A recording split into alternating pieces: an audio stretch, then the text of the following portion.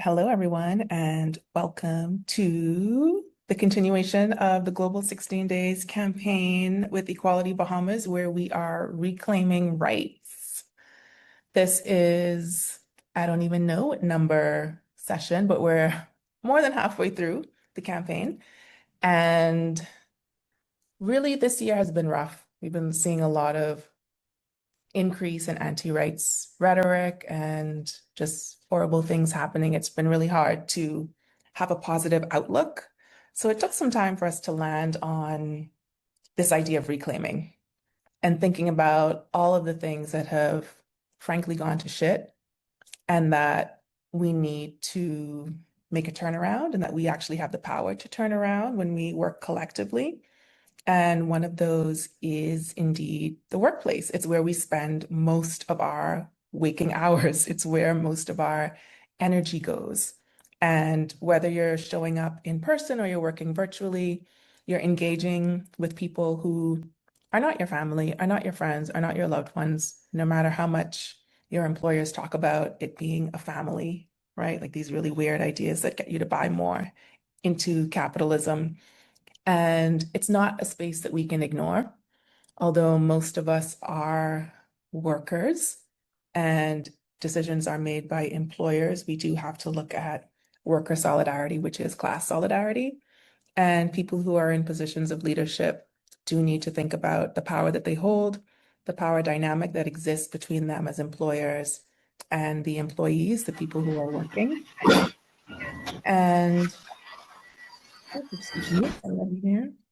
And think about how we can transform workplaces so that we're acknowledging the humanity of everyone who's in the space. And to help us to think about these things and talk about their own experiences and some of the experiments that they might be carrying out, we have Keisha Ellis from Hands for Hunger, and we have Saurav from Comms for a Cause, which is a new organization that I'm really excited to hear more about.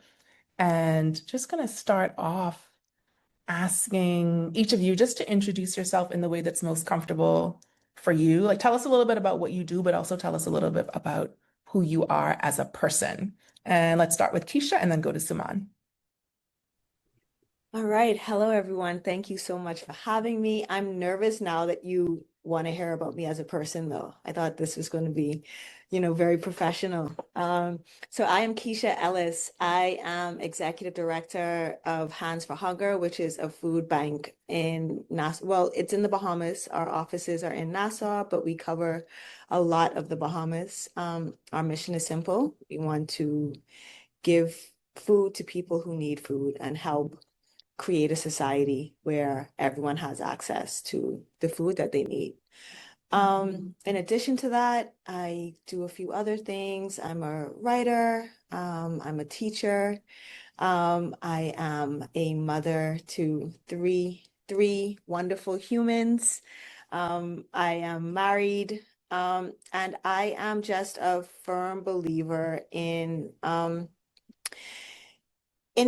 just the basic idea that as humans, the only way that we're going to make it is to work together, and it really is the empowerment and betterment of all of us just strengthens each one of us individually. And I spend a lot of time wondering why that just isn't blatantly apparent to every person on the planet. To me, it's pretty common sense. So I get confused sometimes as to why almost all of our social structures are designed around the opposite. Okay. Um, Hi everyone, and thank you for having me, and thank you for inviting me, Alicia. I'm Suman, the co-founder of Comms for a Cause. I'm a Dalit queer neurodivergent person. There are like different identities and marginalizations that I've like carried throughout my life, and currently I am running Comms for a Cause with my co-founder. It's an organization that provides communications, digital security, and tech support pro bono to grassroots organizations all across the world. And we're very new. We have just started in March this year, and we are still trying to figure out our ways into how to create a space that works for everyone, that works for our team. And I want to be very honest and upfront that I'm speaking to you from a place of like still figuring it out. We're not a model feminist workplace. We're attempting to build one and making mistakes, learning, adjusting. So this conversation is as much me learning from you as sharing what we are trying. In person, I love watching anime. I like most of my life lessons have been from like I've gained it from Naruto, watching Naruto, and then Demon Slayer, and there are a bunch of other animes that I can like suggest to you if you want to get into it. I live with my partner and my 5 dogs, and we are trying to adopt as many more as possible that we can handle. And yeah, it's just really great to be here, and I'm really looking forward to this conversation and seeing how we are showing up in our workplaces and then how that's translating into our personal lives as well. Yeah. Back to you, Alicia. Awesome. I'm very excited for this conversation. I think I told y'all that I've really been looking forward to it in a big way because I think the workplace is so neglected. We don't talk about it as a site for organizing, right? It's a place to just be sort of doing the thing, going through the motions, being miserable for the most part, um, and collecting this money that we need to survive in a capitalist society. What is it outside of that? And how do you create a workplace that is feminist? And of course, like in this space, in the Bahamas, in the region, probably feminist is a very contested term. People feel all kinds of ways about it.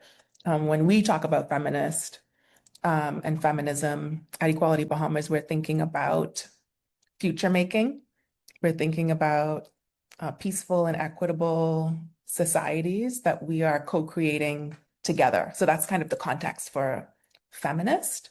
So I'd love to hear from both of you about what your workplace is like and whether or not you consider it to be feminist. I guess that's kind of black and white, but I guess what are the things that you are practicing and putting into place that make it a feminist space and a space that recognizes the humanity of the people that you work with? And I think Hands for Hunger's been around for a while. Keisha, you've been there for a while, so I'm going to throw the ball to you first. Sure, sure. That's a big question. And I think I'll start off by saying that I do think that Hands for Hunger is a special place to work. I will say that. I know that, you know, at the end of the day, it's work, right? But I do think that we try to cultivate a space where you're allowed to be human while you're at work as well, right? And I think it might seem really simplistic, but I really think that gets to the root of maybe what a feminist workplace could look like, right? Yes, you are expected to be here, you are expected to do these things. There is a hierarchy, right? No matter how flat we try to make it, there is a hierarchy. But in this space, we recognize that we are each individual human beings first, right? And that's kind of, I'm already telling secrets about the organization, but that's kind of like a mantra we have, which is, okay, this is the order of priority that we want everyone to have in the organization. And it is what your self needs first, right? So make sure your personal needs are met. Make sure your family needs are met. And then we're going to work on Hands for Hunger's needs. All right. So I think that that's something that, we try to keep ingrained in everyone. So, if it comes down to it and you have to make a choice, make sure that you are sorted out. Make sure that you are good and you're getting what you need. And then let's talk about the family. Are there familial obligations or challenges that you have right now? And then we can talk about, the work and the organization. And what we find is that once people prioritize things in that way, everything that Hands for Hunger needs to get done gets done. Every single thing gets done, and it gets done in a way that doesn't leave anyone feeling too depleted or too exploited or coerced, you know, into doing the work, because the work that we do is important, right? And it is crucial to a lot of people. So we want to make sure that as we do the work, we're able to do it fully, to make sure that we're not kind of jeopardizing the health and safety of our clients.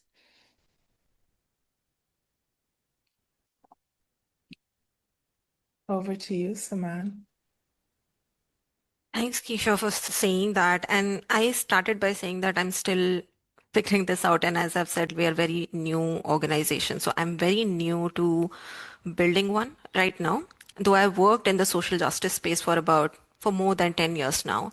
And here's what's funny. Some of these organizations that explicitly like called themselves feminists were not at all.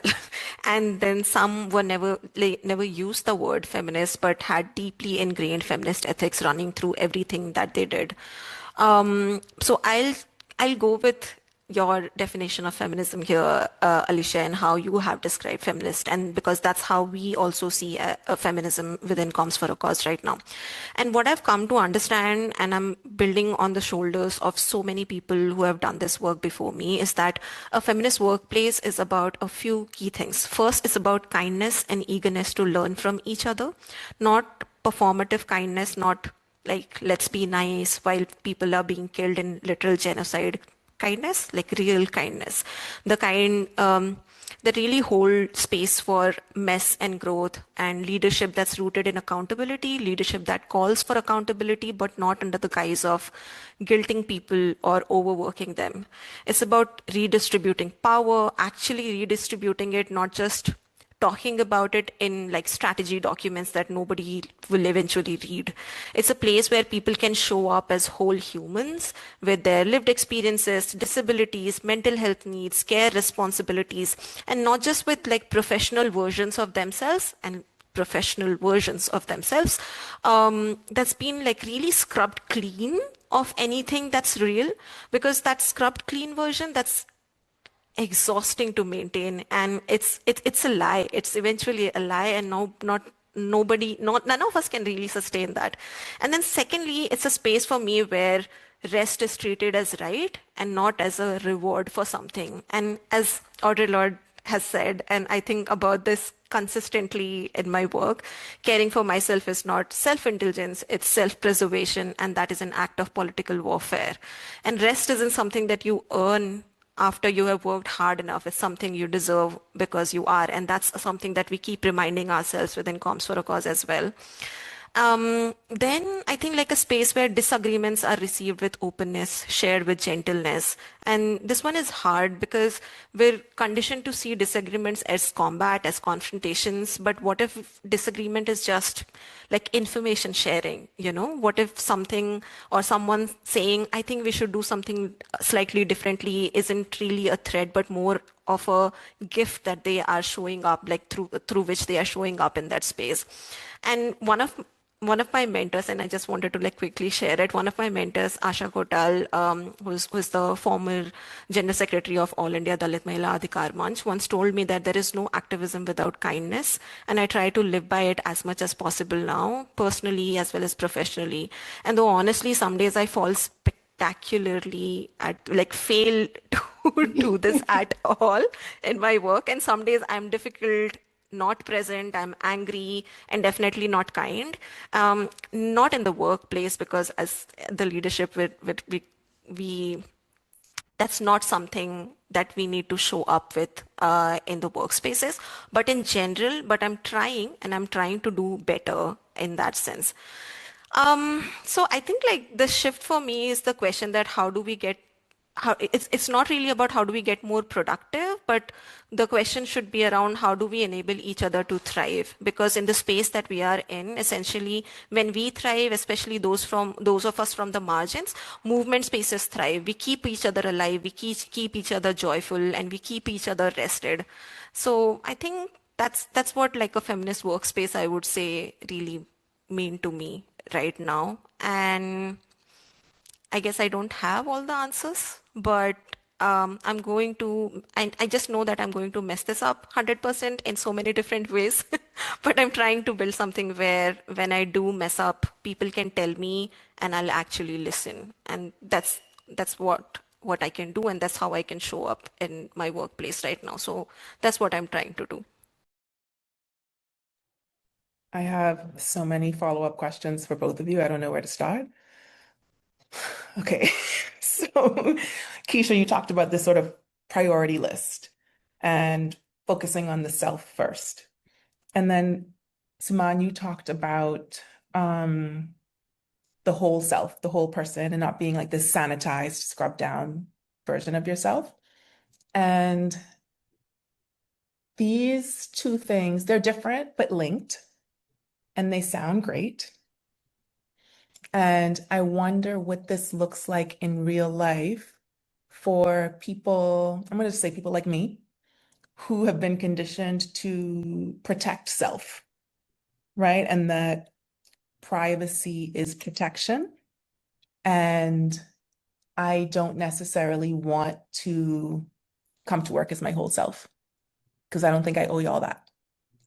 It's not your business whether I'm in a relationship or not, whether my children, live with me or not. Um, have you found ways to kind of balance this where people can, I guess, present in ways that are comfortable for them, but also access the care that you're prepared to offer? Do you know what I mean? Yeah, I think so. And I'm that person you described actually. I'm like, you need to know my last name. Like Keisha's fine. We don't need to get that personal. No, so I get it. I get it. And I think that's a part of the conversation, right? That is a part of what we're trying to create. Um, Show up in the way that's comfortable for you. And I think that ties back to, I think you started off saying that, what is this idea of, we're a family, and I think that that kind of sentiment kind of it leads to the toxicity that we are trying to avoid in the workplace, right? Because it is condescending, right? And it is manipulative, right? So, I mean, just personally, I try to make sure that people know that that kind of connection is not mandatory in order for us to get the work done, right? It is it is fine, right? See, I don't even want to say it's like welcomed or encouraged, right? But it's absolutely fine if this is how you and your coworkers connect. That is absolutely fine, and I'm here for it. And we can definitely, you know, talk about our dogs or talk about, our weekend in the office. But, we don't have to do that in order to respect each other and trust each other, right? And I think that trust is an important part of it as well, right? Just making sure that that you can trust your coworker to play their role, right? And you know that your coworker can trust you to play your role as well. Um, so I think that when we talk about, well, at least when I talk about the humanity, it's not so much the personal aspect of it, but it's the recognition that a part of one person's humanity might be privacy, right? Or might be introversion, right?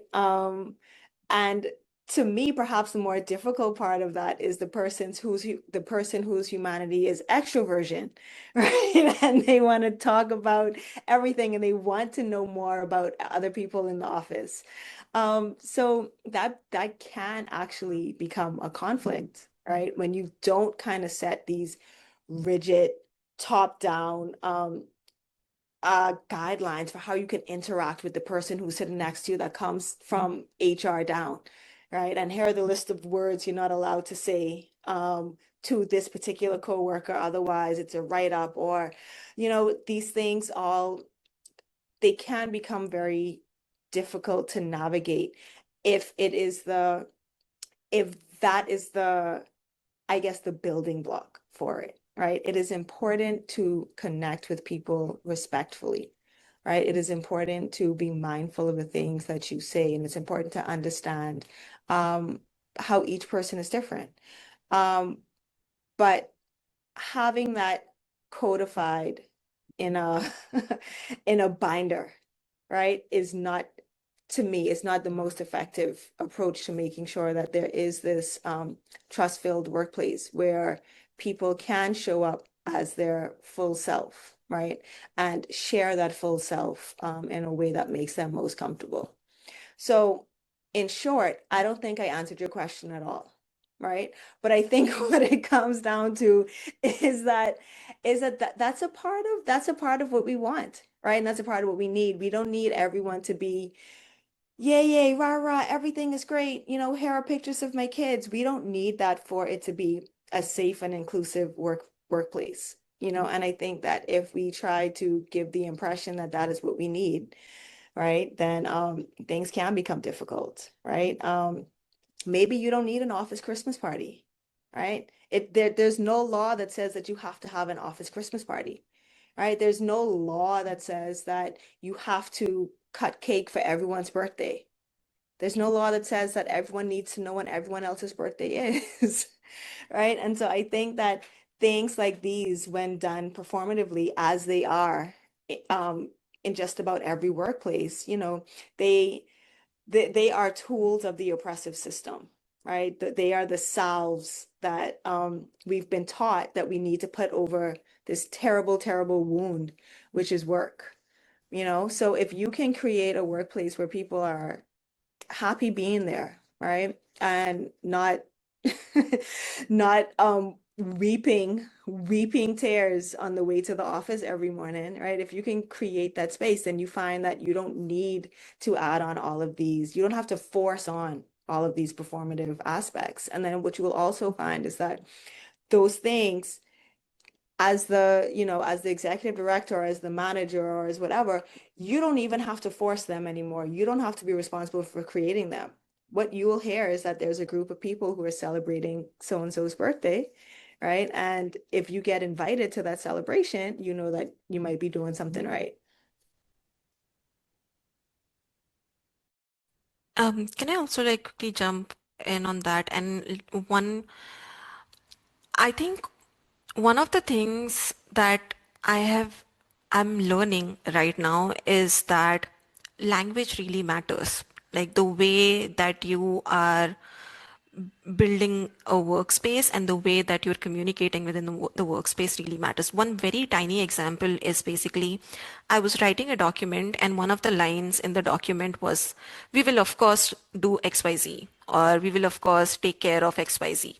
And one of my teammates just brought that up, that, hey, can we not use this language of course that we're going to do, because it puts a condition on everyone to be a certain way and to perform a certain way when we are part of a setting. And that was a really big shift for me in the way that I'm looking at different things. And not in the sense that I did not know that how different people need to show up in different in workspace in very different ways. Some can be really, as we were talking about, right, really chatty and very extroverted and want to share everything about their life, and some people would want to just take a step back and do what needs to be done and then like get back to their home, to their own safe space, if that's what if the workspace is not feeling like that to them yet. What As the co-founders, what we have tried to do is basically, one of the things that we are really prioritizing right now is what kind of people are we bringing into the team? Who are we really? What is our hiring policy basically? And we have thought about it a lot. We have strategized about it a lot, and ultimately we decided that we are going to stick to a hiring policy where we are only inviting people into the space, into our team, who have lived experiences of either being neurodivergent, and that doesn't need to be diagnosed medically because that's a very colonial way of looking at it. Neurodivergency, who are queer, who are disabled. Why we decided on this is because there is a certain level of understanding that you bring into the workspace when you have you are coming from a place of marginalization, and that's the first step. And then the next steps are, how are you really looking at these marginalizations? How are you looking at, how are you practicing it in your own life? And then how are you looking at other people who belong to different marginalizations than yours? That has really helped us because we have been um, very mindful about who is being part of this team, and we have been very clear about certain things. Like, one of the example is that if you cannot show up in the workplace, you don't need to obviously give a reason that, hey, I cannot come, I do not feel like working today or anything. What you can just do is like just send a dot in the group chat, and nobody is going to disturb you until and unless you come back to that space, because not everyone is communicative in the way that as I said, right, sanitized way of looking at things, the way the things need to be professional. So when I look at this, I just feel like there are different ways of everyone who shows up in different places, and especially workplaces, and there is not one way of being present in the workplace, and being there for each other. Everyone is doing their bit when they are showing up in a workplace in some way or other. And that's enough in whatever way that they're showing up. And we don't need to really formalize, as you were saying, Keisha, like we don't need to really make it into a binder that this is what the policy needs to be, this is how you need to act. It's more about bring yourself, the self that you feel comfortable bringing into this workplace. And then it becomes more of a responsibility for the team members, but also the leadership within the organization to create an environment where they're actually feeling safe to bring whatever they want to bring into the table, and not feel like, oh, I'll be judged or I'll be misread or I'll be scrutinized for not acting a certain way that we are expecting people to act. So I think it's just making space for that really different ways of being is something that we really try to integrate within the organization right now. Yeah, these are really cool ideas about how people show up and being able to bring whichever parts of you want to work and reserving whatever parts you need to for your personal life.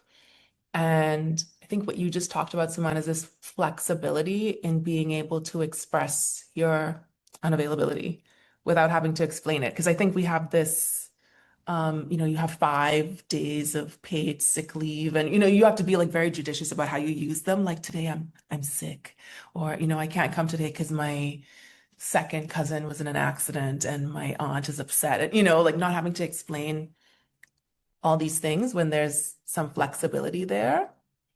And I just wonder, in concrete terms, how do you communicate this to people who are working in this space? Like, what do the policies and practices look like? And how do people know that they can access this kind of, I'm going to call it care, because that's what it is.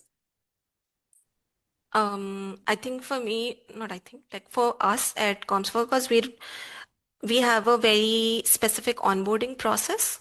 So during that onboarding process, I hate these terms, but anyway, onboarding process. During that onboarding process, both me and my co-founder, we sit with them. We tell them that, hey, this is not your um, typical workplace where we have a very extravagant leave policies on when do you need to send us like your sick leave certificate, when do you need to show us the doctor's certificate or anything. There's nothing like that. You just communicate in the way that feels comfortable to you. If you want to send us a voice note, that's fine. If you want to send just a dot, that's fine. And nobody is going to bother you till you come back on your own and tell us like, hey, I'm back or I'm available. And there's no questions asked, because the way we are building and onboarding process is just one example, right? When we send them also let's say the offer letter, right? Everything is mentioned within the offer letter that these are the benefits that we provide kind of within Comms for a Cause. Like there's no system for like leave policies as such, and you're free to take as many leaves as you wish to.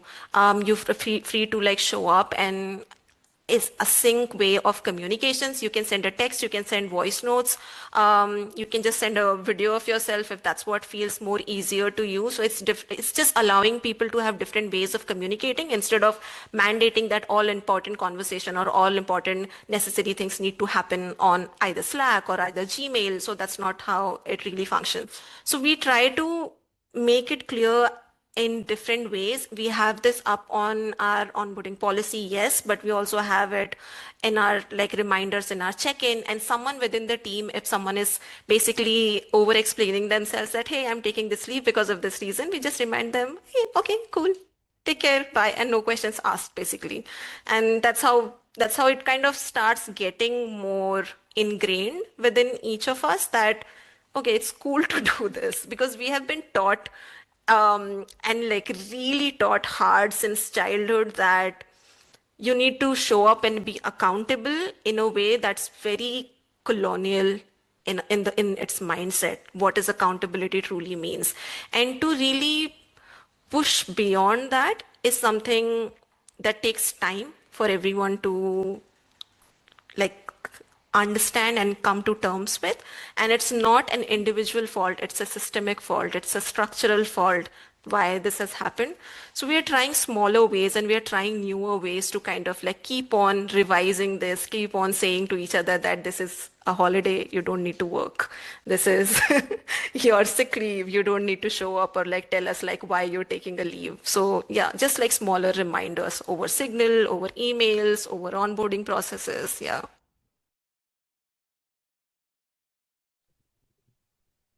As for me, I'm realizing that how much how I realize that how much the entire team contributes to the culture of the workplace, right? Because when you ask these questions, there's not like I can say, oh, this happened because I made this decision, right? Or this happens because this exact procedure is in place, right? Because it's absolutely not the case. I think that, the reason why it works is because there are amazing people who work at the organization who have developed this trust with each other and kind of understand that, hey, I know you.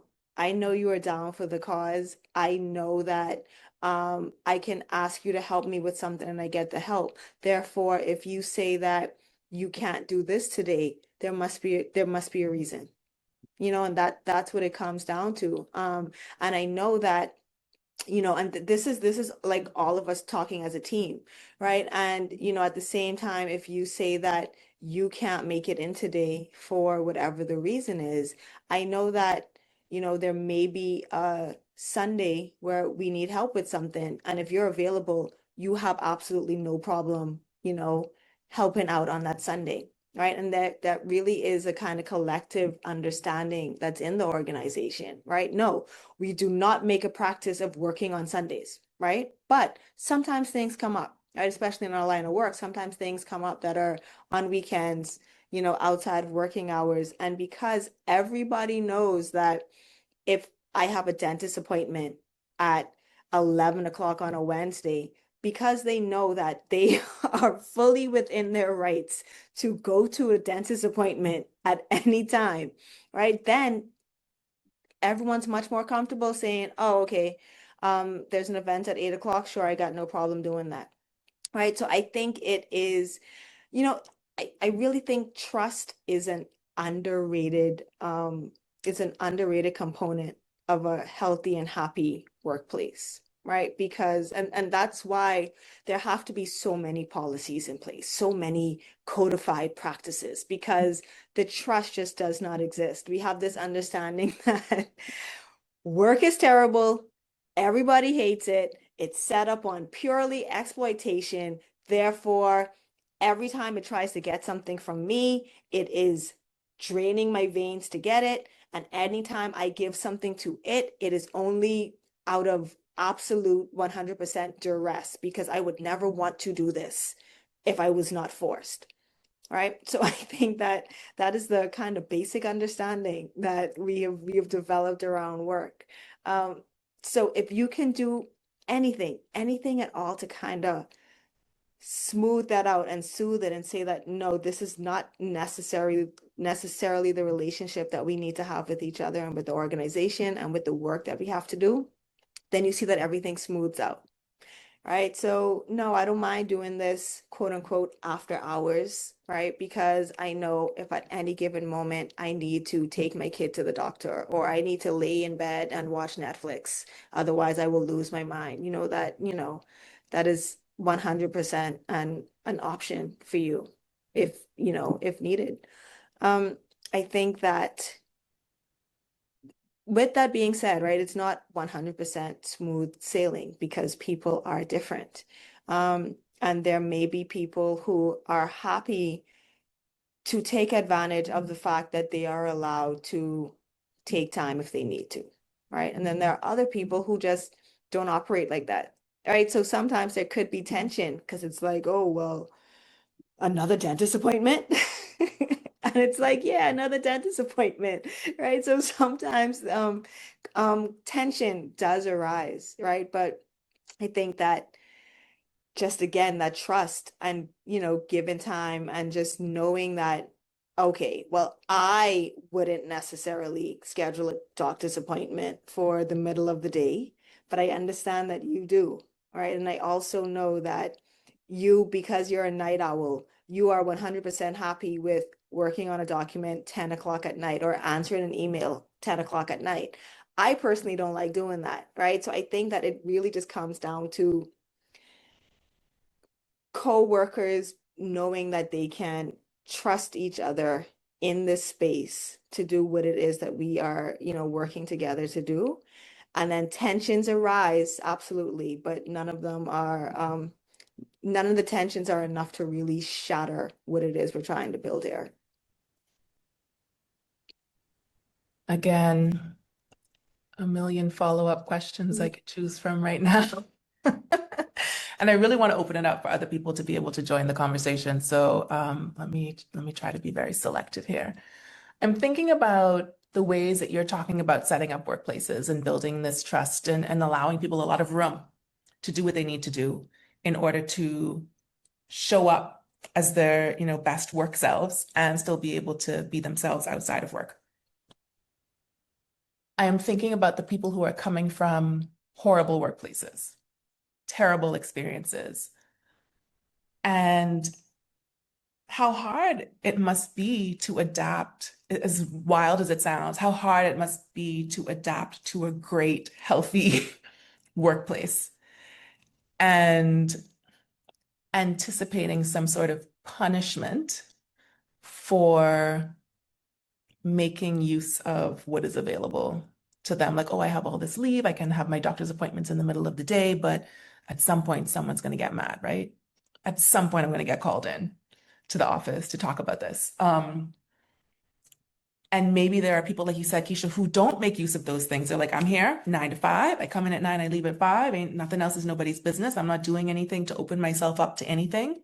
And they see that new person come in and that person's using all the leave time and is coming in a little bit later and, doing whatever. And then something's happening there. So there are like a bunch of questions wound up in this scenario. But one is, how do you help people to adapt to this different space? Because there are not a lot of workplaces that are like what you're describing. And then so maybe one of you can answer that, and then the other can help us to transition into the conversation about conflict and dealing with conflict in the workplace. Oh yeah, Keisha, go ahead. Well, what I was going to say was I would like Suman to answer because you did mention onboarding practices and stuff like that, and I was actually really curious to hear more about that. Um, I mean, it's an interesting question because to be honest, we haven't identified, I can't name like, oh, you do XYZ and that's how you get the result. What we have been trying to do is basically, or at least I have been trying to do is basically sh do all of those things myself. For example, I have sent that dot in the group chat and vanished for the next day or so.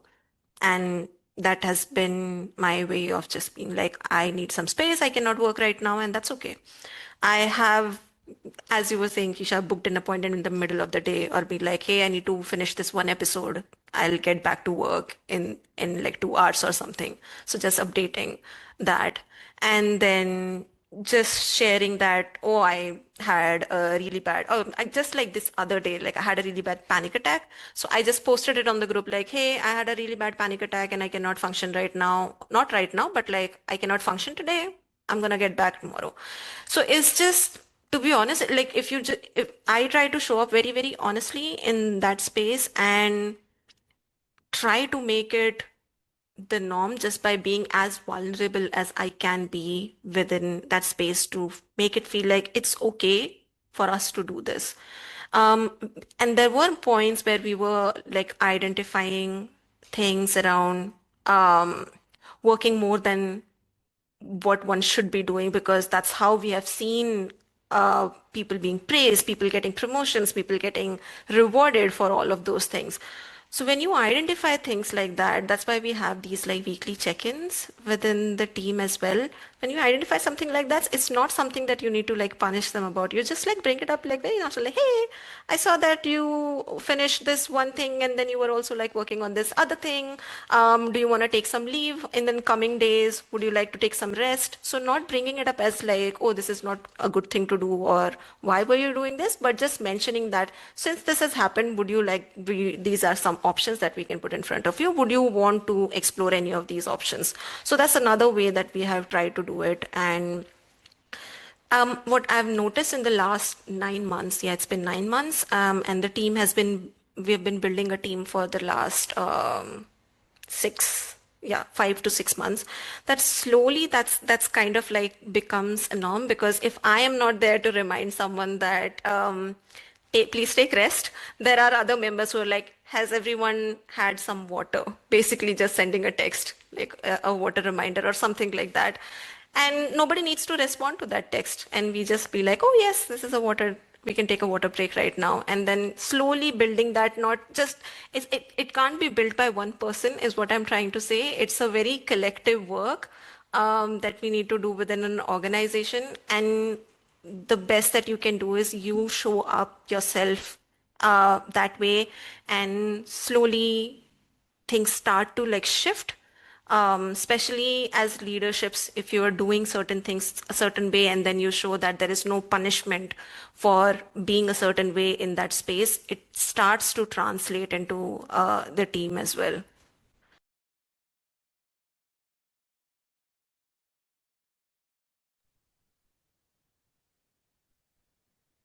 I feel like you sort of made the conflict question go away. But then there's more in this context. I was like, how can I smoothly transition back to conflict? And you ruined it somehow. You just made it all nice. Um, but we know that there is going to be conflict, right? Something is going to happen. Someone drops the ball. Somebody really needs time off the night before the biggest fundraiser of the year, or, these things do happen. And it can be really difficult to deal with conflict because a lot of times the inciting, what we see as the inciting incident isn't the whole thing. There's usually something under it. There might be some like personality things or some little annoyances that contributed to it. And it can feel like we are not equipped to talk to each other like we talk to each other every day when there's a disagreement. And I was telling you both earlier that I've been following Dean Spade's work, and the latest book, Love in a Fucked Up World, looks at conflict. And I was at a talk that was focused on this book, and this issue was raised that people often want to bring in a third party, bring someone else to like resolve the conflict because they want a neutral person, but really both sides want somebody who's going to like objectively say that they were right. How do you manage conflict? Do you, as a leader in the workspace, like play the role of this third party, or how do you encourage more open, honest conversation particularly in a sort of a touchy time, a messy situation? I can jump in. Yeah, definitely conflict arises, right? Because we're human beings interacting. Um, I think that what the approach that I like to take is, and what I had to learn, what took me probably a really long time to learn is that I don't I don't have to feel an obligation to fix every issue. And this is related to what you were saying, Alicia. And I think that that is a lot of times that's what's expected of me from, the my coworkers, and it was what the expectation that I put on myself as well, right? And to get personal, I have the same attitude like among my children as well. I'm like, I feel like I am obligated to fix this deep argument that's going on between the 6 and 8 year old, right? When that's obviously not the case. Um, but yeah, I felt that way at work for a long time as well. It's like, how can I make sure that, this issue is 110% perfectly squared away in this moment and will not ever arise again for the rest of our existence, right? That was my approach to it for a long time. Um, and I think at a certain point, I just realized that, okay, no, that is a terribly unreasonable expectation, just in any regard, in any setting. I'm going to say the T word again, trust. What we try to remind each other is that, you know, there is no one that is out to get you in this organization, right? And again, I think that, this is a collective development, right? I did not hire people who I knew, that they are not the kind of people who would be out to get a coworker, right? There's no way for me to really know that ahead of time. You see the tendency as it arises. No one says that in an interview, right? So I think that we built this together, right? And we do know that, nobody else in the organization wants your job. I guarantee it, right? Our logistics manager does not want to do communications, right? So they have no reason to be at each other's throats, right? And they also don't want the logistics manager also does not want the communications manager to lose their job, because we understand how important that job is and we want someone there to do it. Otherwise, we can't do the rest of our work, right? So we really understand how interconnected we all are and how much we value and appreciate each other's contribution, and how each other's contribution makes our job and our life a little bit easier, right? So once we have that understanding, what we try to encourage each other to do is not assume that the person is coming at you out of, any sort of vindictiveness or anger or malice, right? If we can all take a second to assume, right, that person was not, that person is not doing what they're doing or saying what they're saying as a personal assault to me, then maybe we can talk about what's actually going on, right? Because we found that a lot of times, conflict would arise over, I feel like it's all communication, right? An email was sent, and when those words hit the neurons in my brain, something snapped, and I just assumed this person was talking about me, my entire lineage, and hated my guts, right? Just because of what's going on with me. And so once we realize that, okay, let's take a second, all right, let's come at this from a place of cooperation and trust.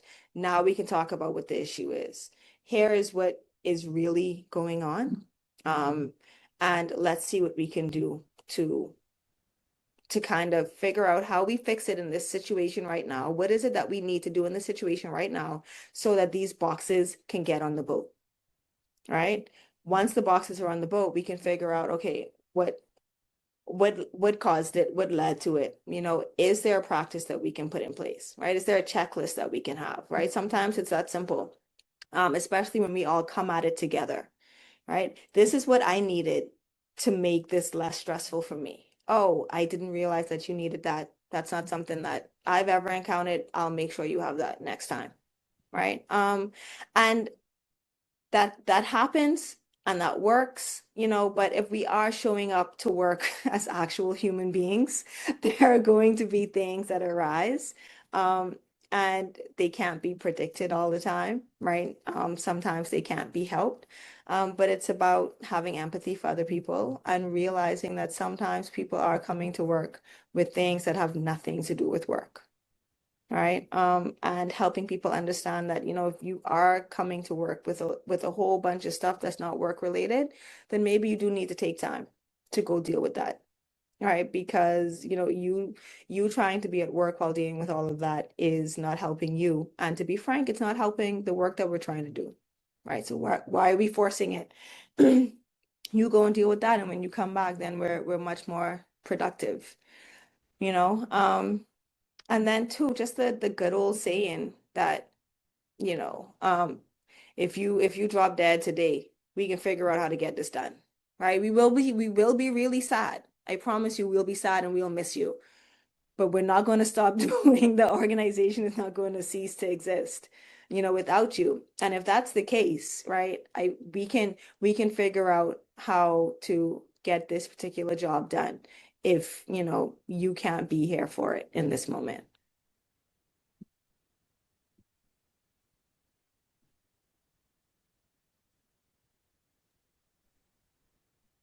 Just letting that wash over me. Just so you know, I'm at Poinciana Paper Press because we had a poetry erasure workshop earlier, and they're tuned in, and I definitely heard some. I know that's right, coming from the other part of the building. You mentioned empathy, and I was like, but empathy is at an all-time low, Keisha. We don't have that. Anybody have time or room for empathy? Think about other people's problems. I got my problems right here. And I'm wondering what y'all think about. I see a lot of organizations doing this now where there's like an organizational break. Um, the whole thing shuts down for a week or 2 weeks. And I have mixed feelings about it. I can't really tell who's doing it to prevent people from choosing vacation times. I have a big problem with that. Maybe some organizations do it because it's a period of time that lots of stuff have just happened and everybody needs a break. And people can build back up their empathy at home. Uh, do either of you have this practice of like an organizational break? Is it something that you're thinking about, or is there anything similar that you're experimenting with?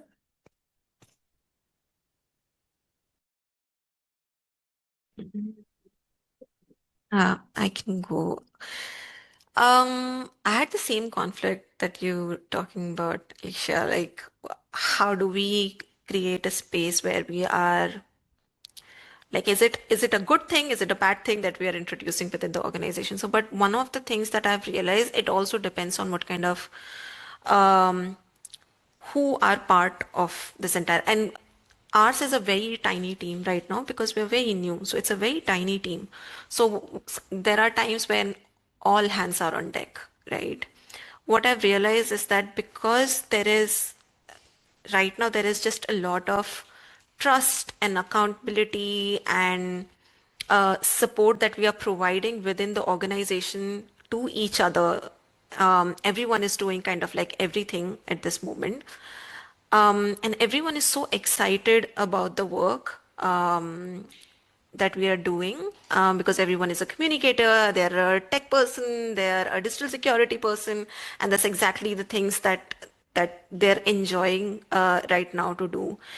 But in doing that, sometimes what is happening is that we really forget to take a step back and take that break.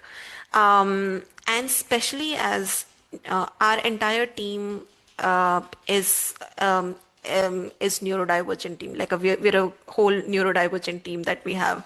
And sometimes what happens is that we go into this focus zone, all of us, and then that ends up taking us really toward the stage of burnout. So that's what we took into consideration when we thought about, okay, why don't we introduce a year-end break for everyone in the organization when the organization will shut down. We're not responding to our partners. We're not taking in more pro bono calls at this time, and we're shutting everything down. But the key thing around that is that you don't take this organizational time off from the leaves that your team member they have.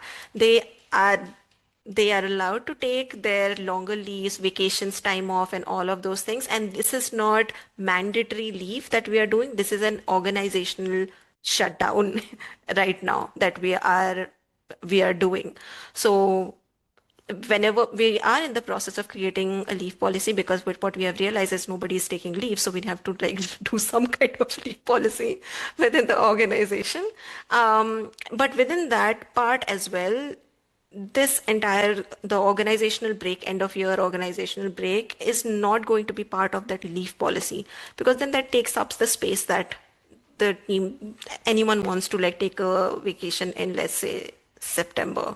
Then who am I to say that please cancel your vacation in September and please take it in December? Like that doesn't make any sense. So we rather just shut down the entire organization and be like, you know what, don't contact me for the next 15 days and I'm gonna just head off to some mountain and then just like chill there. And that's pretty much it. That's what and this is something that we have built collectively, by the way. So this was consulted with everyone that what is the dates that they would prefer to take this organizational leave in. And then we built two organizations leave. One is August and then the other one in December, because that's when everyone felt like would be a good time to take just some space away from work, because we've been functioning 6 months and so that's just a practice that we did during our team meeting that we had a few months ago, and it was just like very collectively decided rather than us building it top down. Yeah.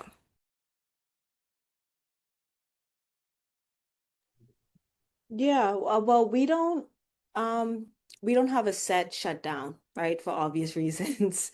We're definitely collecting food anytime someone calls us to collect food. Um, I will say that coming around to this time of year, I do encourage people to kind of scale back, right? We've done a lot this year, as we've done every year, right? And then, we're going to restart again in the new year with new goals, perhaps a different direction. So I do try to encourage the month of December to be a more kind of reflective recap kind of month. I am not a huge fan of like launching big things during this time, especially because the line of work that I'm in, right? Charity. December is just a great time of year for charitable causes, right? There are people all over the country doing things. This is where everyone comes out and shows off, and you got every bank and every insurance company who wants to do something to give back. And so we love to watch them do it during this time. And so we can actually scale back a bit, maybe lay low so that, in March, when everyone's back to forgetting that there are people who need assistance, then we are, invigorated, and we have the resources and we have the time and energy and the plans in place to continue our work. So that is unofficial, but it is kind of a general understanding throughout the organization. Um, we also, I like to ask the staff, I'm like, hey, in January as well, I'm like, if you could put down tentative dates for vacation for the rest of the year, that would be really great. And here's why. Suman, I have kind of the same issue. People are not taking their breaks. Right? People are not going on vacation.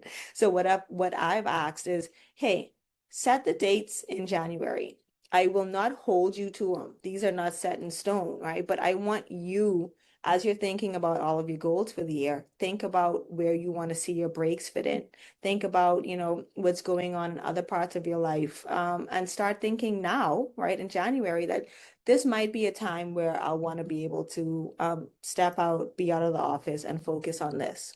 It can all be subject to change, but at least I know that, you've put some thought and time into it, and it's something that you're prioritizing as well. I really like the idea of the unlimited time off. I know that from what I've read about it, it's just really another tool of manipulation from big corporate entities, right? Because they take advantage of the fact that, there is an understanding among some of the strongest workers that I won't take any time off, right? So now if it becomes unlimited, then the organization or the company actually doesn't owe the employee anything, right? So they can take advantage of the fact that some people do feel that there's virtue in overworking themselves. Um, so that is extremely unfortunate, but the market can do what the market can do, which is take everything good and turn it into shit. But just because there is the potential for that happening, doesn't mean that, in the in the hands of a well-meaning organization, it can't do well, right? So I am super intrigued by the idea of unlimited time off. I'll admit that I think that unofficially that's already the case because of everything that we've discussed, right? If you need time, take the time. Um, so I think that a hybrid of that unlimited time off, but hey, make sure you don't save all of your time off for dentist runs, right? Or family weddings. Make sure that there's deliberate time that is set for you for, the things that you want to do for yourself as well. All right. And I like to see that in chunks. Right? It's not just so much a long weekend here and there, right? I like to see chunks of time being taken off. Again, without mandating it as well, right? Without saying, no, you have to take your breaks exactly the way I think you should take your breaks. Yeah, different organizations, businesses, NGOs, whatever, have different rhythms, and that can kind of guide you in how you do time off. I'm also quite fascinated by the unlimited time off and the sort of the opposite effect that it can have in the wrong hands and with people who are still in that sort of that grind culture, right? That trying to like earn these points and trying to outperform everyone else. And what that means for them, what that means for the other people in the space, and what that means for the workplace, right? And then the long-term and far-reaching effects on their families and friends and communities that they're not able to show up for because they're so busy trying to prove themselves in the workplace. So I'm also thinking about the responsibility of the workplace, of the employer, of the leader to the worker. And it might be counterintuitive, but it might be that some sessions, some education should be provided for workers on worker and class solidarity, right? On workers' rights, on the overall well-being of a person who also has to function as a worker. And the sort of distinction, the way that we sort of divide ourselves into like full person and worker. And I wonder what that could look like, but also thinking about the ways that that could be patriarchal. Like I'm hearing you, Keisha, saying like, yeah, not just the long weekends, like you need more time. And that's you coming from a place of care, but also you can't impose that on me. So, how do we hold these things at the same time?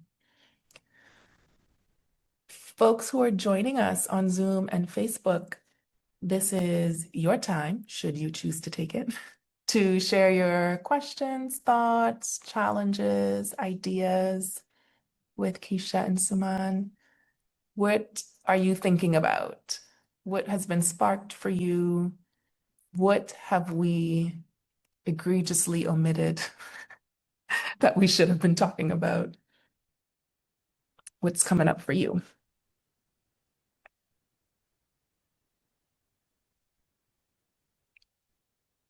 Give you some time to think and to put stuff in the chat. I see we have something here. It's honestly hard to think of questions because the underlying concern is just that so many workplaces operate on a malicious level of control, which is hard to think of what to do about since that's just so trendy. I suppose my question is if there are any pointers for persons wishing to escape a toxic workplace any pointers on the kinds of places to seek out that might offer a more positive environment besides Hands for Hunger? And I'll add to this question because this was something that we talked about before coming here and going live.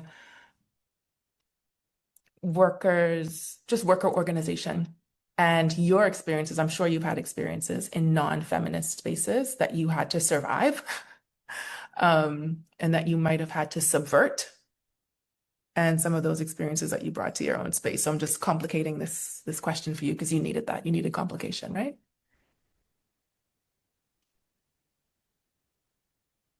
Suman, you want to? Yeah. Um, so I have been part of some of the feminist but non-feminist workspaces, and there are some learnings that I have that I can definitely I would like to share.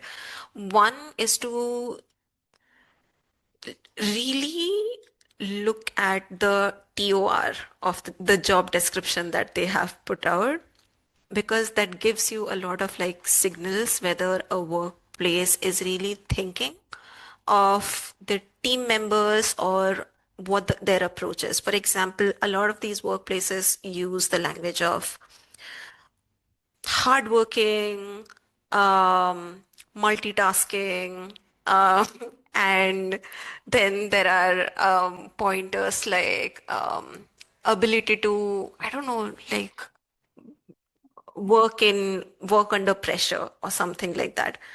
That to me is really like, what? Like this doesn't make any sense. Why are you creating a situation where anyone has to create an ability or a skill to work under pressure? Of course, we're under pressure in some situation, but that does not need to be a norm in the organization. And that should definitely not be a part of the JD. That just gives you an idea that how the organization really operates in different systems and in different situations. So I would really suggest like looking at the TOR, looking at the language on their website, looking at the language on their career site, very, very minutely, and really observing how they are framing different things.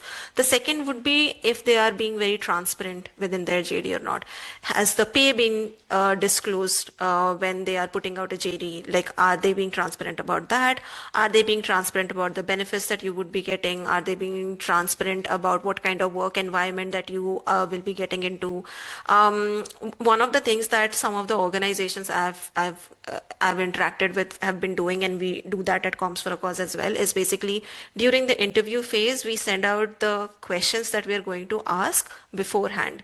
We also send out the names of the interviewers, the links to their LinkedIn or to their bio, if anyone would want to like learn more about them.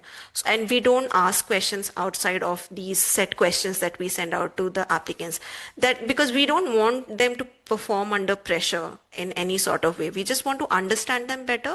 So these are some of the things that you can really look out for within organization to understand if their policies and the way of working. And to be honest, I feel like all workplaces are exploitative. There cannot be a workplace that is not exploitative because of the situation and the kind of society that we live in. Unfortunately, that's the truth. What we can do, the least that we can do, is create that exploitative environment, or that exploitative structure the society is built in a way that supports the team members to just be. They're already doing so much within the society. The least that we can do is not add to their pressure, not add to their um, just the challenges that they're already facing.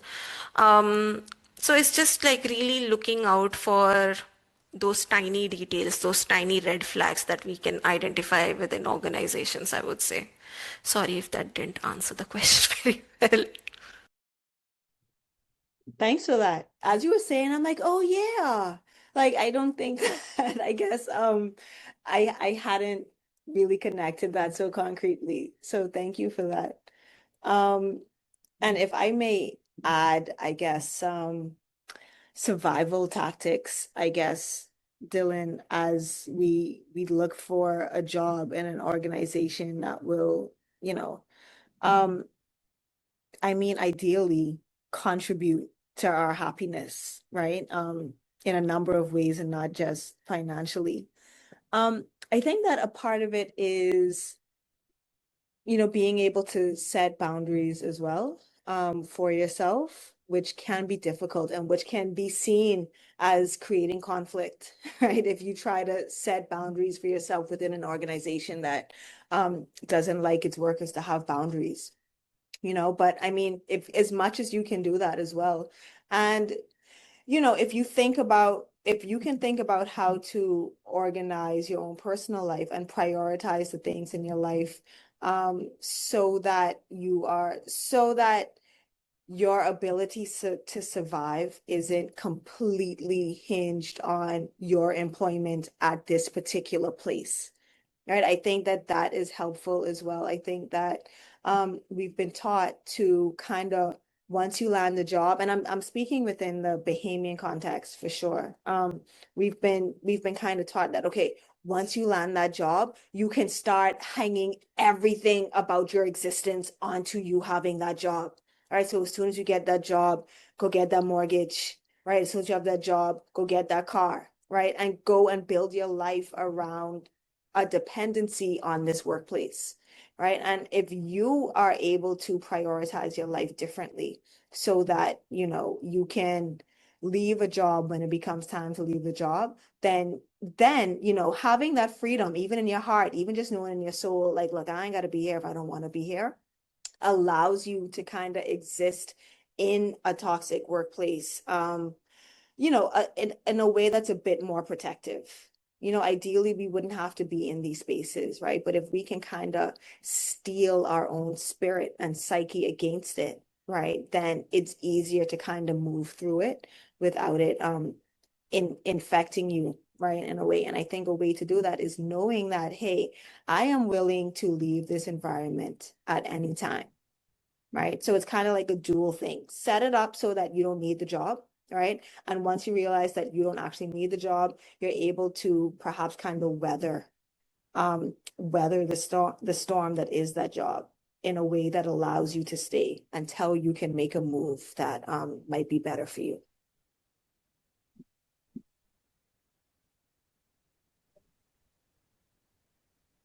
See, we have another question. I think it's kind of related to what you were just talking about, Keisha, setting healthy boundaries in the workplace, particularly with a combative, explosive supervisor or boss. Hmm. Like I said, right, if you have a boss that's like that, then it's likely that they're going to see your boundaries as a personal affront to them. Right. So it's difficult, right? And this is where like self-determination like really comes in, right? We all need to understand what it is we need for ourselves. We need to know what our boundaries are. We need to know, okay, I will not allow a person to speak to me this way, right? And just knowing that, hey, I don't have to let people speak to me in a way that I find disrespectful, right? I am not required to just accept behavior from people that I deem unacceptable, right? And yeah, it might be the case where the only way for you to have healthy boundaries is for you to not work at this organization. Right? That might absolutely be the case. But I think kind of barring anything that's, too extreme. And I say extreme, I don't mean uncommon, right? But just because it's common doesn't mean that it is not extreme behavior. I think kind of, is it simple as having things that you want to achieve outside of work. That helps you to decide what your healthy boundaries are, knowing that I have things outside of work that are important to me, right? And that could be, Suman, I'm with you. That could be watching anime, right? So prioritize the things that you want to achieve outside of work, right? Goals that are not directly tied to your work, right? And figure out how much space you need, how much time, what do you need in order to nurture those things that are just as important? And it helps you know when you can work overtime and when you can't. Right? It helps you know when you need to put that phone away or are not going to be available on email. Also have some standards and morals for yourself, right? Know the things that you don't feel comfortable doing. All right. No, I don't feel comfortable calling that client and saying this because it's something that I completely disagree with. Right. So honestly, knowing yourself and having desires and goals for yourself as a person, as a human, is a good way to determine what your boundaries are going to be in this work setting and in every other relationship as well. Um, can I also jump in on that? Because there is um another perspective that I'm also looking at it as, because I've had this boss. I've had this person very early in my career as a boss. And sometimes what I'm thinking about is that it's also a really big privilege for people to be able to leave a job or a setting like this, because a lot of times, especially for people who are coming from vulnerable communities, unfortunately, the cycle of responsibility is set up in a way where you are stuck in a situation where you do not want to be stuck at. If this is the case, in a situation where you cannot leave your job, if it's very difficult till you find another job, you just cannot leave and you have to cope with this, I would say dev- this it's very difficult to, if there is a combative or explosive supervisor or boss, it's very difficult to reason with them. It's very, very difficult to find a way out of this, where we can hope for the best and like say that one day they do see this and one day they do realize what is going wrong. But unfortunately, in most of the cases, that's not true. That supervisor is going to be a supervisor, that boss is going to be a boss. And if you're in a position where you cannot take that further to the HR or to the board or have a conversation or draw boundaries, and you don't have any of those options and you're looking for like something outside of this workplace, till then, try to build really strong coping mechanism and try to build a community around you who can truly support you when you are down, because sometimes it's very difficult to leave places like these because of unfortunate situations. The thing that you can do is like create a very, very strong community of this could be friends, this could be your colleagues, this could be just like co-workers, could be your chosen family, could be your blood family, anything, but a set of like a collective, a group that really supports you when you're feeling down, that lifts you up when you're in a position where you feel like nothing is working out and everything really sucks, because everything does suck sometimes, and that's completely that we cannot do anything about that. So developing those really strong coping mechanisms and those support system around us really helps. And I don't know, like it's a very personal thing for me. So my heart really goes out for this question, to be honest. For it affects me very personally that someone could be stuck in a situation like this and they don't have a way out of a space like that. Yeah, that's what I can suggest. And if you do have the capacity to bring this into a level further where this person can be held accountable within the organization through different means, please go ahead and do that, because not every time setting boundaries would help, especially with supervisors and bosses who are very explosive and do not want to see what's going wrong in that space. That's such a great point that boundaries don't solve all the problems, right? Like we can't like boundary and resilience ourselves out of shitty situations where people don't want to change or determine not to change. And there are some really I'm shit sorry, if bosses. I may, I just want to add something on to what Suman said, and thank you for saying that and centering that, because I mean that is the crux of the issue, right?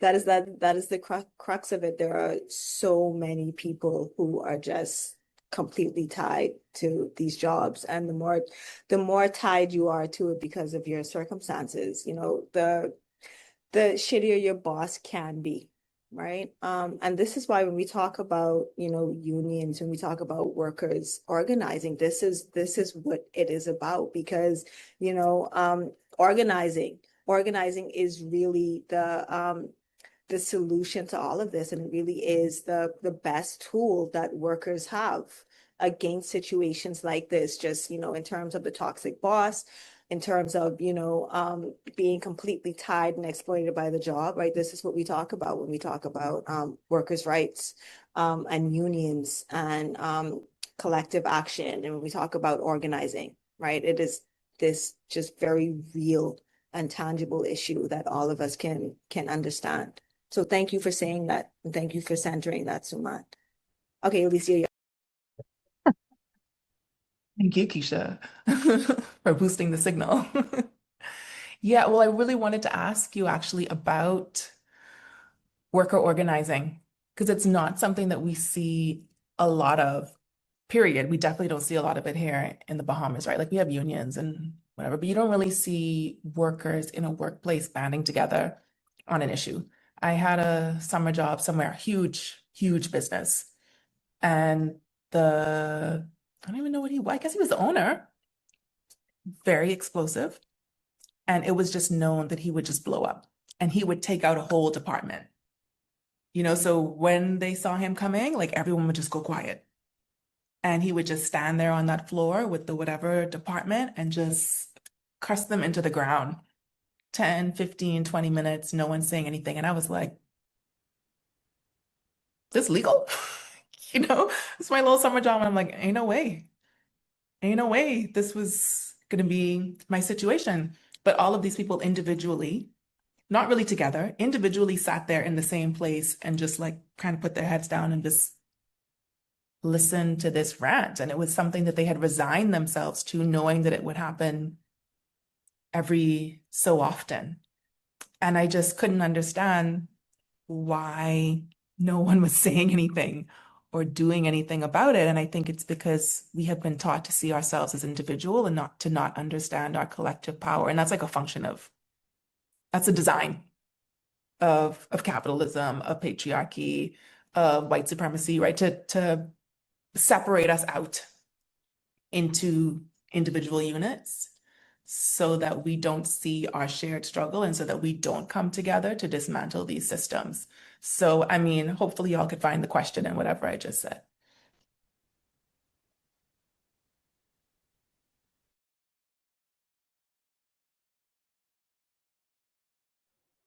I mean, yes to everything you said, right? And I'm just thinking about it in the Bahamian context.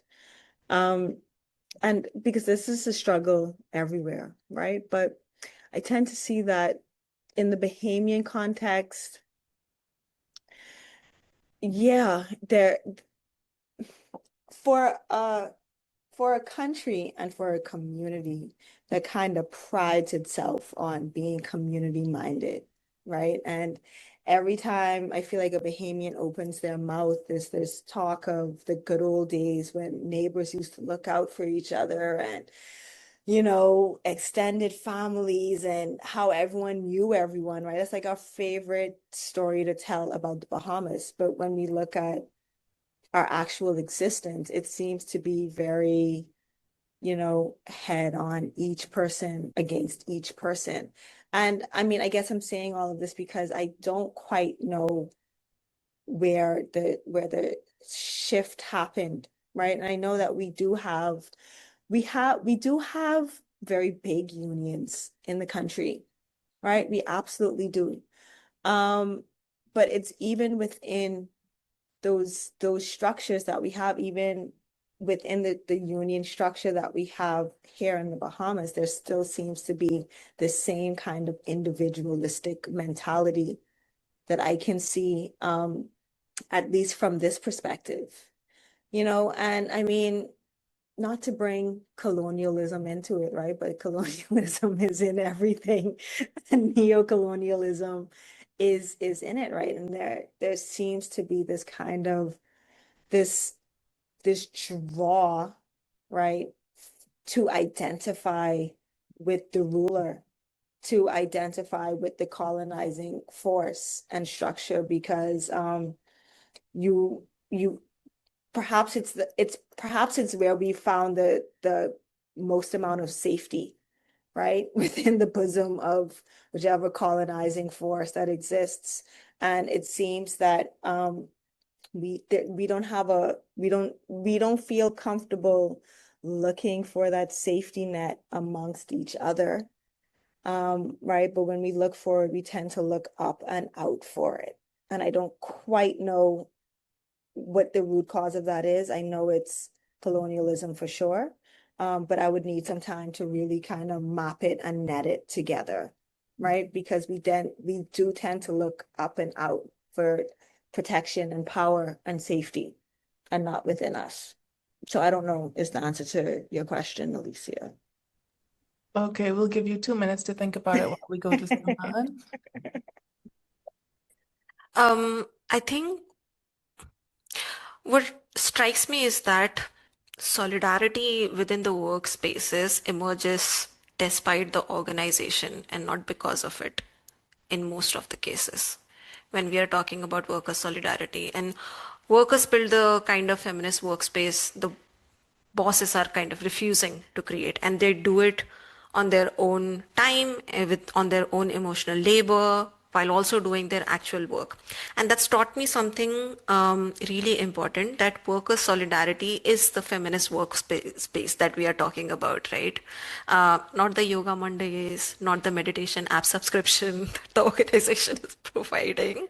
It's the actual work of people taking care of each other when the institution has just like said no, that we won't be doing it. And that's something that would happen when slowly it really boils down to what we keep on talking about, like the resistance part of it. When we are really looking into like what is acceptable, what is unacceptable. And this can happen when people with privileges also show up in the spaces for people who do not have the privileges that they have. You are building those privileges on the blood, sweat, and tears of the people who are suffering right now. The least that the people with privileges can do is basically show up in a workspace to create an environment, to fight for environment, because specifically you hold that privilege, to fight for an environment where, I don't know, the people can just like be and survive, if not thrive, at least survive in that spaces. And it really boils down to like that collective action that we are talking about, right? That collective solidarity that we talk about. How do we create that? How do we build that within the workspaces? How do we create a structure where we are not really looking at the the competition that we have with each other in the workplace, and really look at each other with, I survive and I thrive if you survive and you thrive, and vice versa. And this cannot exist in a workplace. Like we cannot exist in the workplace without each other. And I don't have answers on how to create that, how to build that, and how to. I think the answers have been given by like our ancestors and all our foremothers and everyone who have collectively built and like taken us where we are. I think it's for us who have built certain privileges in our lives to keep on fighting, keep on resisting, and not shutting up, and showing up for others, showing up for each other in not just workspaces, in everywhere and anywhere that we can in this movement. And sorry, I'm getting like really angry and passionate about it, but yeah, that's what is coming up for me. We welcome anger here and passion. You're good. I'm thinking about things that worked before, like sabotage. Not enough people sabotaging out here, you know, in the capitalist world.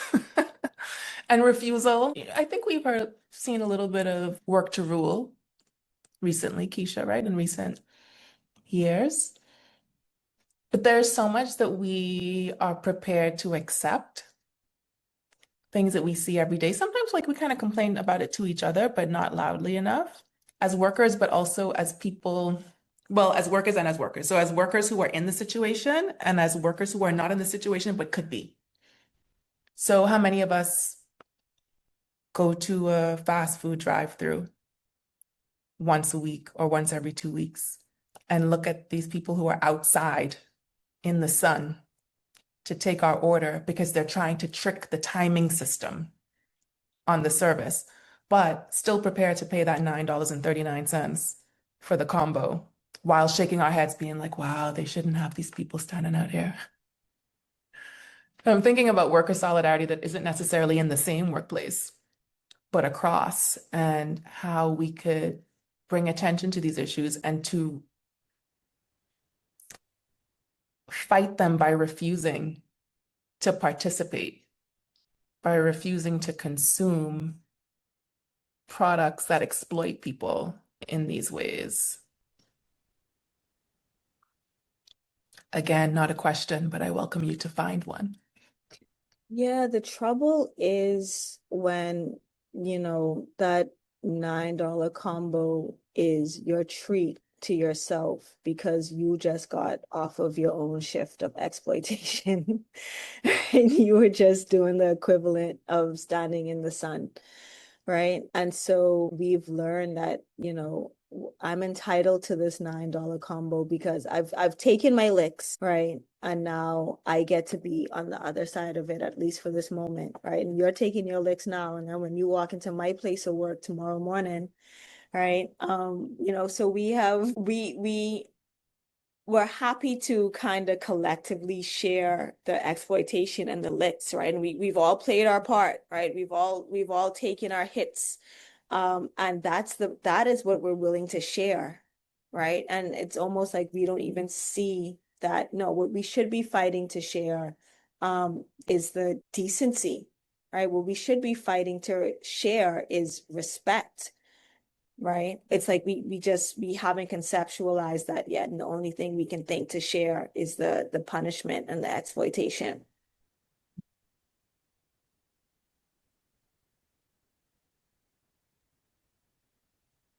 Yeah, I feel like we need to, like, it's coming down to the end, and this has gotten super inspiring, so light and nice.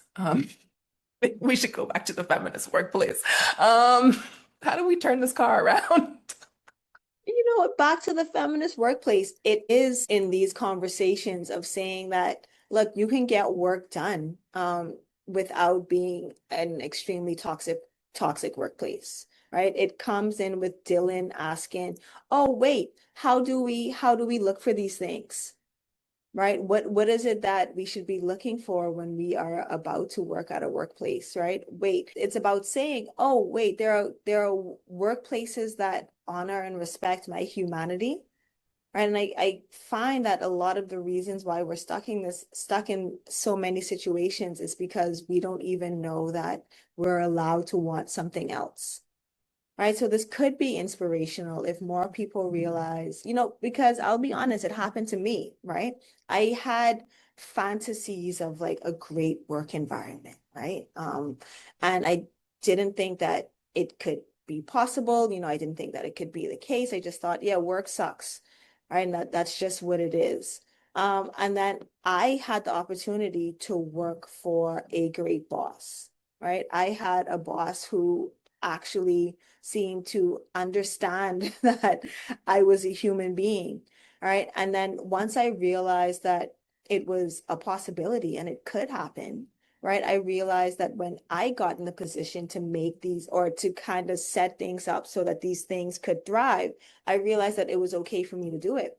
I will be 100% honest. Even though I knew that I wanted these things, I don't think that I would have had the courage to actually implement them if I had not seen someone do it first. And if I had not had the privilege of working for someone who honored these things and wasn't afraid to put it in place, right? And once I saw that, oh, this can actually be a real thing, then I was encouraged and emboldened to do the same things and more once I got in a position where I can do it. So I think that these conversations are inspirational, right? And this is this can be a part of the change that we hope to see. Yeah, so you saw something modeled for you and you were able to kind of take that and practice it for yourself. And then we had an earlier conversation with you for reclaiming memory where imagination came up. And I think this is a space that we need more imagination, right? Like, and I think, Suman, you're doing this work with your team of imagining what that feminist workplace is like and figuring out how to create it together. And imagination is a real power, especially when you're doing it in a group, when you're doing it together. And I imagine that it is also vulnerable to be imagining in a group, building the thing at the same time that you need to use it, that you need to action it. And I'm wondering about what that kind of power sharing feels like. Because imagination feels very personal, right? Like you have this sort of dream, and then other people kind of pull away at it or add to it, and then it's not quite your imagination anymore. So I'm curious to hear from you about this process of imagining and power sharing. I mean, the first step is imagining, yes, but then how you're operationalizing and executing that is the real question, right? That is the real question. Because sometimes the way we are used to functioning, it's very easy to fall back into the same system that you're trying to get away from. And especially as the leadership of an organization, I was also just reflecting on what does the other way around of when we are talking about worker solidarity, what does the other way around of it really looks like as leadership of an organization, right? What does then our responsibility becomes in that space? And one of the things that I was thinking about was that how then it becomes a responsibility, or who we are basically giving space to within the organization itself, and how we are looking at those processes as well. Because the imaginations that we are thinking of, the kind of workplace that we want to build, we're not just building it uh, for the people who have already had access to these spaces, right? The ultimate goal for me is to basically, I have never had an accessible workspace in terms of neurodivergency. Like nobody in the past understood how neurodivergency really works. How do neurodivergent people really function? And for me, that imagination was to build a workplace that was really neurodivergent affirming. And for me, to make that place a reality was to bring in more neurodivergent people who were like me but also different than me, something that I'm not seeing, something that I'm not imagining, and we can together then build that space.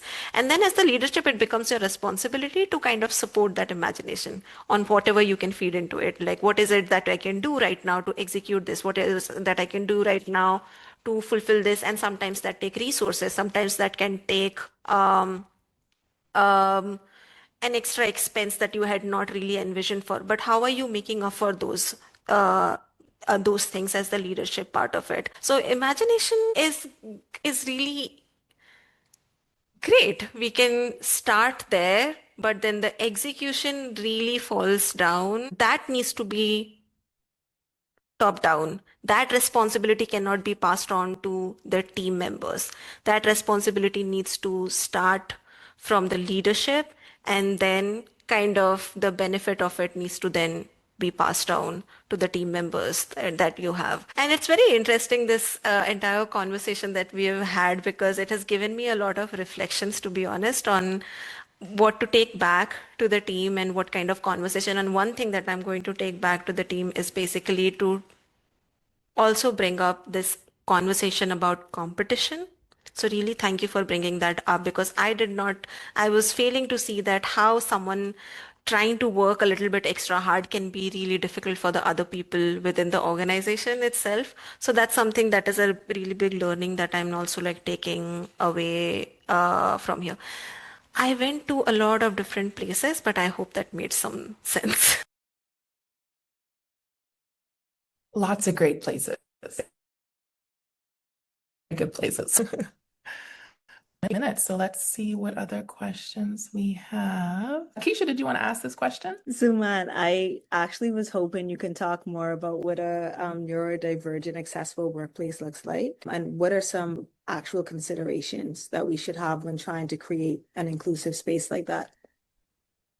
There are a few things that we have done within Comms for a Cause to make it a little bit more accessible, and we are still trying out new things. One is having truly like flexible hours for everyone.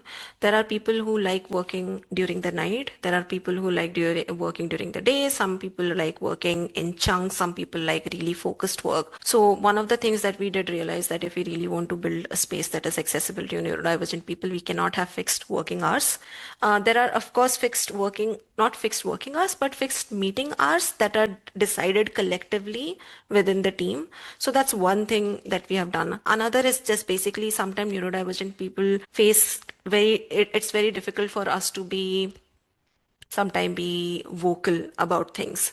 And we like kind of like shutting off. So that just the thing that I said, just send a dot with the group. And the dot is not basically for you to tell people that I am away. It's for other people to know that to not disturb you, to not reach out to you, and to not like infringe your space in that moment. So that's another thing that we have done. Another thing is basically we are trying to create a 4-day work week instead of a 5-day work week, and everyone can choose what other days that they want to work on, including the weekends. So it's not really a stringent rule that you have to work from Monday to Thursday. If you want to work on a Saturday, if that works better for you to be able to focus more, feel free to do that. So that's another thing that we are trying to do. What else? Uh, I'm gonna write these down and then I'm gonna send it. But there are very tiny, smallest of things that we are, like I said, right? Some people don't prefer writing. So we try to encourage, if you want to send a voice note, even to the partners that we are working with. If you want to send a voice note, it needs to be very clear with the people that we are working that there would be async conversations that we are having. So please don't expect all the information to come to you through email. This can happen over this can happen in a different way. And if you're working with a neurodivergent team, you need to make space for that. So that are some of the boundaries that we are also creating with the partners that we are working with.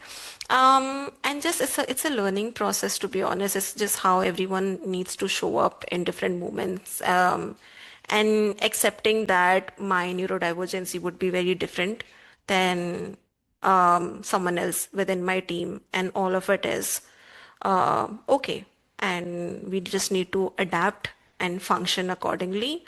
Yeah, that's all. Thanks for sharing that. I think more employers and workplaces need to think about neurodivergence and the fact that people might not disclose and people might not even have diagnoses, officially or unofficially, but just know that they function in certain ways, or there are certain things that impede their productivity. And just being able to be flexible and responsive to different people's needs is really important, not just for the workplace, but for the well-being of everyone who's in this space. So thanks for asking that question, Keisha.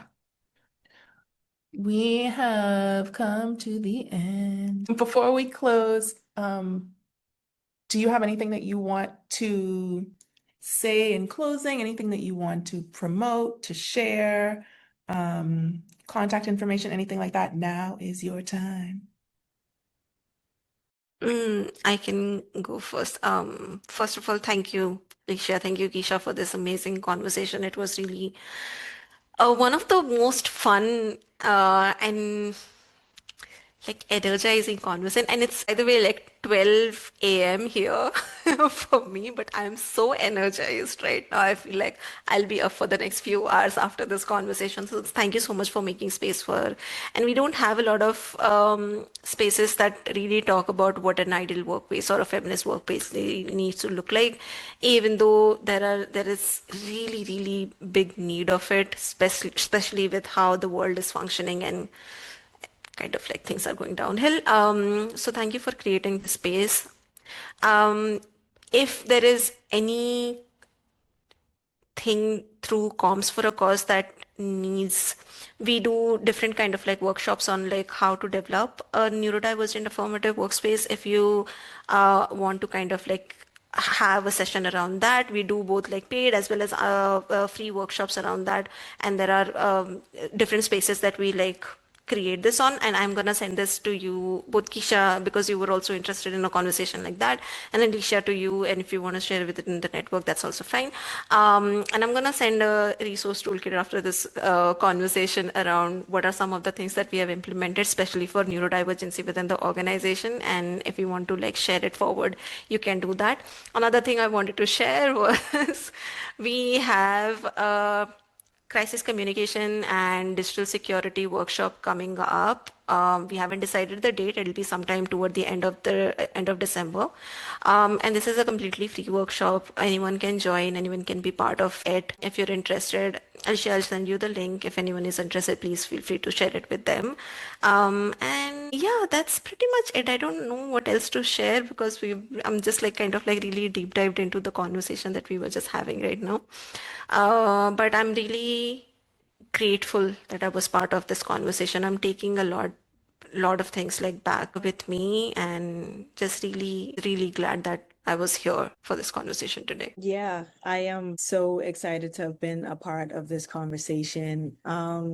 Thank you, Suman, for your perspective and for I think what's really cool is sometimes it's just really like affirming to know that wait, maybe I am on the right track, right? Because here we are operating, across the globe from each other, right? But we kind of have the same understanding of what we think we want for ourselves and for the people that we work with, and how do we want to see this important work that we're doing get done. And it's just really affirming to see that the conclusions are the same, right? It has to be inclusive, right? It has to be grounded in kindness, right? And it has to, we have to talk to each other and trust each other and listen.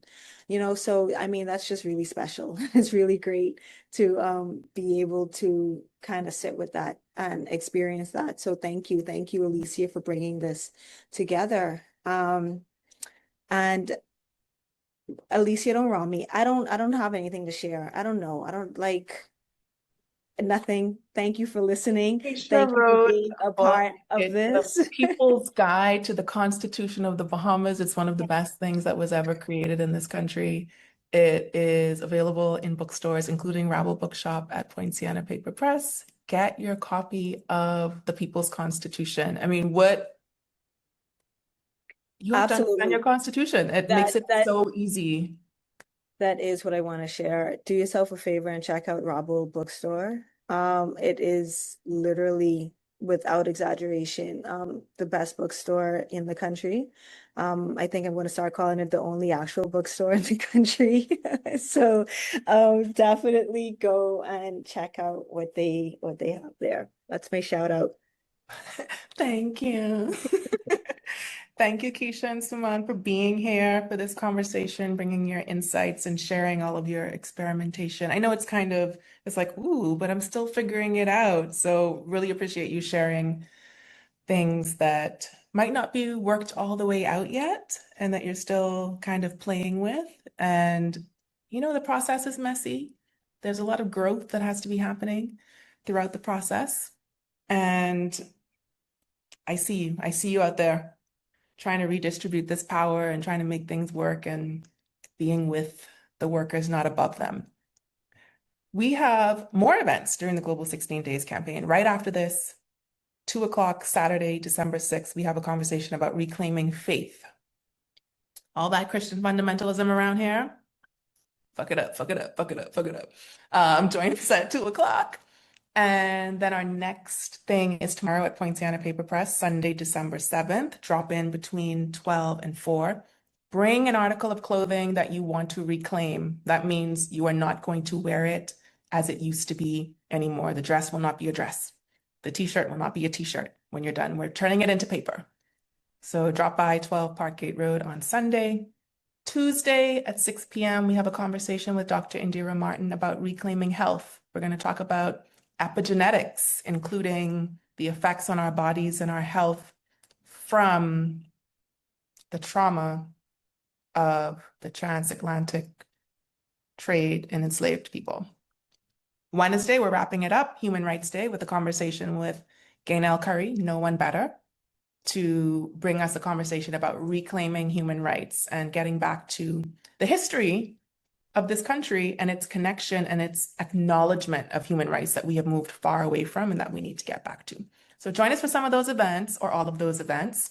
All of the details on our Luma page. So lu.ma/16days25. lu.ma/16days25. If you aren't already, follow us in all the places at Equality 242 and enjoy the rest of your weekend. Bye, everybody.